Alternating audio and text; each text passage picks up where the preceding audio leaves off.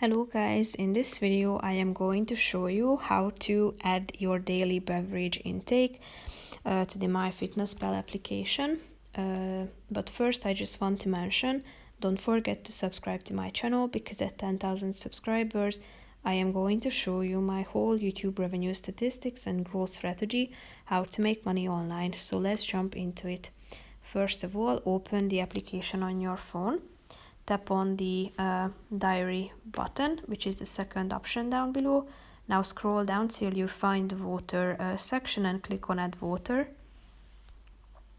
Here you should indicate how much water have you drunk. So type it in milliliters, and you can also tap on these preset options.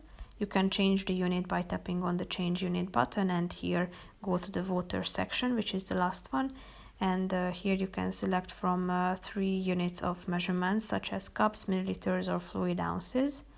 So tap on the relevant one and click on the check mark icon in the upper right corner of the screen to save your changes and update the unit of measurement. After indicating how much water have you drunk, click on the check mark icon in the upper right corner of the screen, and as you can see, it has been added to the water section. So that's how you can keep track of your daily beverage intake. That's pretty much it for this video, guys. See you in the next one. Bye bye.